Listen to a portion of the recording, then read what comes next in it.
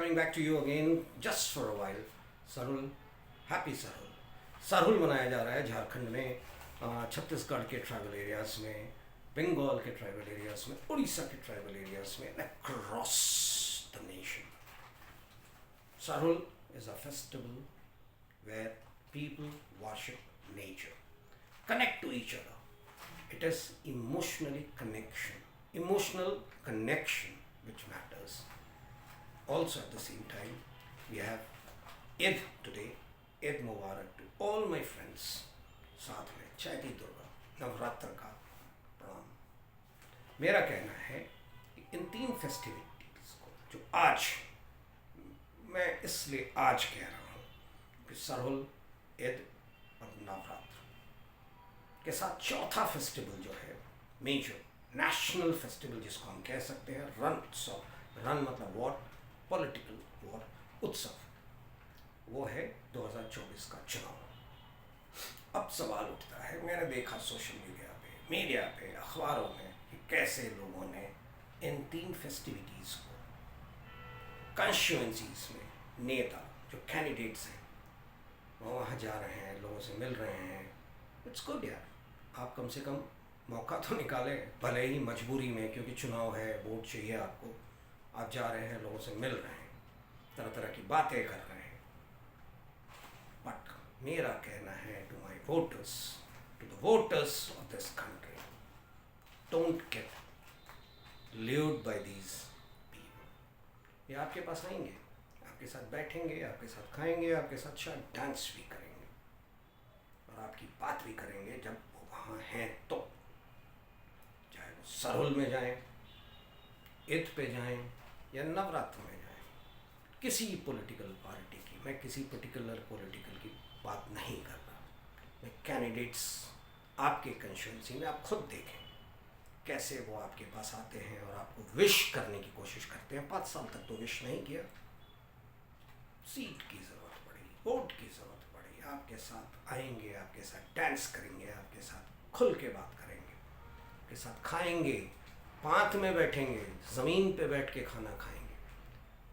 क्योंकि वोट्स का मामला है, चुनाव है, तो आप भी इतना तो दिमाग में रख लें कि एक दिन के लिए वो आपके पास आया है, 5 साल के लिए आपको सोचना है. 5 साल के लिए सोचने के लिए वो एक दिन जो आपके पास आया है, आप सोचिए ना, वो कितना आपके साथ था, कितना आपके साथ रहेगा या आपके साथ होगा आपके इश्यूज पे. ये फेस्टिविटीज़ तो हर साल आएंगे.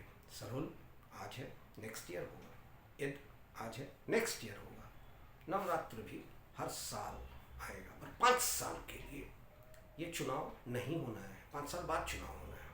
कैंडिडेट तो आप इलेक्ट कर देंगे, क्या वो आपके पास आता है? नहीं आता है. 5 सालों में, पिछले 5 सालों में आप देखें, सोचें, उसी हिसाब से. साथ में आपके इश्यूज को लेकर कौन खड़ा होता है, कौन आपके पास आता है, या कौन आपसे, किससे आपकी एक्सेसिबिलिटी है. आप अगर कोई अपनी ज़रूरत के लिए जाते हैं तो क्या आपसे वो खुल के मिलता है? चुनाव के बाद, जीतने के बाद की बात मैं कर रहा हूँ. जीतने तक तो आप उसके घर पे पहुँचे तो वो बाहर आके आपके पैर पे गिर जाएगा. पर जीतने के बाद कितना आपका साथ देता है ये आप देखें. वोटर हैं आप, आपके पास एक वोट है, पर वो वोट बहुत ही इम्पोर्टेंट है, बहुत ही इम्पोर्टेंट है साहब. एक एक वोट करके ही ये हमारे देश पे राज कर रहे हैं. कैंडिडेट्स कैसे चुने जाते हैं, कहाँ से लाए जाते हैं? पॉलिटिकल पार्टीज़ हमारे पास कुछ कैंडिडेट्स, हर पॉलिटिकल पार्टी एक कैंडिडेट अपना प्रेजेंट कर देता है. हमारे पास ऑप्शंस नहीं है, उन्हीं में से एक को चुनना है. तो हमें जो बेस्ट है वो चुनेंगे. ना धर्म पे बेस्ड, ना राजनीति पे बेस्ड, हमारे इश्यूज पे बेस्ड होने चाहिए ये कैंडिडेट्स, जिससे कि पॉलिटिकल पार्टीज़ को भी ये समझ आए कि उन कैंडिडेट्स को ना रिपीट करें या ना लाएं जिनके पिता या दादाजी राजनीति में. आम तौर पे पिता के पुत्र, दादा के पुत्र पॉलिटिकल पार्टीज में जनरेशन, हर पॉलिटिकल पार्टी कहता है हायरार्की, जनरेशंस, फैमिली रूल, पर हर राजनीतिक पार्टी में वो है नेता। जब 3 साल के बाद सीट नहीं मिलना है तो वो अपनी पार्टी में गेम करता है और अपने पुत्र को सीट दिलवा देता है। क्यों नहीं उनको दिलवाने की कोशिश करता है या देता है पार्टी जो कि वहाँ के एबल कैंडिडेट हैं। फिर भी हमारे पास मजबूरी है, हमें किसी ना किसी एक को चुनना है जो हमारे सामने है। हम वोट देते हैं और वो इलेक्ट हो जाते हैं because of the national sentiment. धर्म के नाम पे खेलकर, राजनीति के नाम पे खेलकर, राष्ट्रवाद के नाम पे खेलकर, या इंटरनेशनल इश्यूज पे खेलकर, फाइनेंशियल इश्यूज पे खेलकर हमसे वोट ले लेते हैं और हम बेवकूफ़ बन जाते हैं 5 सालों के लिए। इस बार खुल के वोट दें अपनी मर्जी से। नहीं मन है घर पे बैठे, पर घर पे बैठना कोई ऑप्शन नहीं है। You must use your rights, stand against those people who have not come to you, to your assistance और help at the time when you need it. हवा में मत बहें। कैंपेन्स, आपने देखा है इलेक्टोरल बॉन्ड में कितना खेल हुआ, तो ये कैंपेन्स के लिए है। आपको गाड़ी में बैठाकर फ्री भोजन करा देंगे एक दिन, एक शाम, फिर गाड़ी आपके घर पहुंच जाएगी, वापस आप घर पे होंगे, नेक्स्ट डे वोट देने जाएंगे। फिर 5 साल के लिए क्या करेंगे? Will these candidates whom you vote stand for you? If not, let it be very clear and make it clear to the political parties कि बाप के बेटे को, दादा के पुत्र को हम एक्सेप्ट नहीं करते।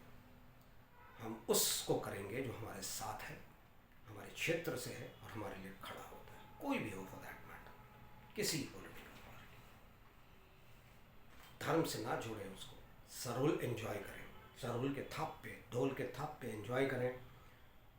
ईद को जिस तरीके से आप एंजॉय करना चाहते हैं एंजॉय करें, and with all, her community के लोगों के साथ। लोग ईद पे राजनीतिक लेवल पे हम डिफ्रेंशिएट करते हैं, पर घर पे जब हम बैठे होते हैं तो डिफ्रेंशिएट होता ही नहीं है कौन किस कम्युनिटी का है, कौन फ्रेंड हमारा किस कम्युनिटी का है, हमें पता ही नहीं है। हम दोस्त हैं तो हैं, हम साथ ईद मनाते हैं, हम साथ नवरात्र मनाते हैं, हम साथ सरहुल मनाते हैं, पर ये राजनीतिक नेताओं ने हमें एक डिफ्रेंशिएट कर रखा है, एक डिफ्रेंशिएट कर रखा है that we belong to this धर्म, सो अकॉर्डिंगली आप इस पार्टी में जाएं, यू बिलोंग टू दिस धर्म तो इस पार्टी में जाएं।